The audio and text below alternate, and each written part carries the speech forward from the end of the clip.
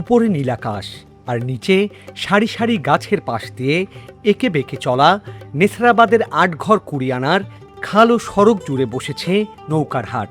প্রায় 100 বছরের পুরনো এই হাটে বর্ষা মৌসুমে বৃহত্তর বরিশালের বিভিন্ন জেলা থেকে ক্রেতারা আসেন নৌকা কেনার জন্য। বিক্রেতারা বড় বড় ট্রলারে করে থরে থরে সাজিয়ে ছোট বড় নৌকা নিয়ে আসেন এই হাটে বিক্রির জন্য। এই নৌকার হাট হয়েছে আপনার 100 বছর আগে থেকে শুরু হয়েছে নৌকার হাট। তো এই হাটে আমি আজকে 30-32টা নাও আনছি, কিন্তু আমি 3টে বিক্রি করছি। আমরা বৈঠা নিয়ে আসছি, নৌকা বৈঠা এইগুলা নিয়ে আমরা বিক্রি করতে আসছি।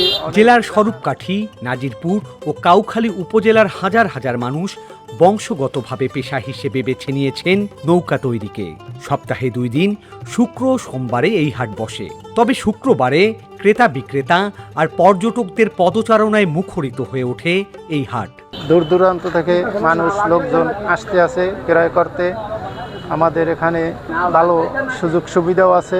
বর্তমানে আজকে আমরা ঘুরতে আসছি বরিশালের যে ঐতিহ্যবাহী নৌকার হাট আছে এবং বাসমান যে পেয়ারা বাগান আছে, সেখানে আমরা ঘুরতে আসলাম। এখানে এসে আমরা খুবই সুন্দর একটি মনোমুগ্ধকর পরিবেশ পেলাম। যে শহরের কোলাহল থেকে যে গ্রামীণ একটি পরিবেশ, সেটা খুবই ফুটে ওঠে আমাদের যে নদী নালার দেশ বরিশাল। এখানে দারুণ একটা ভালো লাগা অনুভব হয়েছে আমার এখানে আসার পর। এখানে গ্রামের মানুষগুলো অনেক সহজ সরল রয়েছে। আকার ভেদে প্রতিটি নৌকা বিক্রি হয় 5 থেকে 8 হাজার টাকায়। শুক্রবারে বেচা কেনা হয় লক্ষ লক্ষ টাকার। দাম হয়েছে ধরেন 2500 থেকে 3500, 3000, 4000, 5000 টাকা দাম আছে। তো নৌকার দাম হয়েছে আপনার কাঠ বুঝে দাম।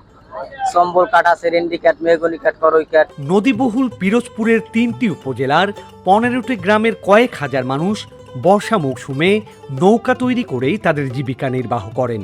এই পেশাকে টিকিয়ে রাখতে সামাজিক উদ্যোগের পাশাপাশি সহজ শর্তে ঋণের ব্যবস্থা গ্রহণে তৎপর আছে বিসিকো।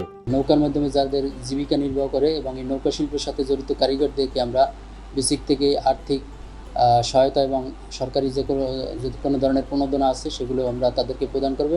সব মিলিয়ে ঐতিহ্যবাহী এই নৌকার হাট এখনও টিকিয়ে রেখেছে নদীমাতৃক এই বাংলার প্রাণের বাহন নৌকাকে।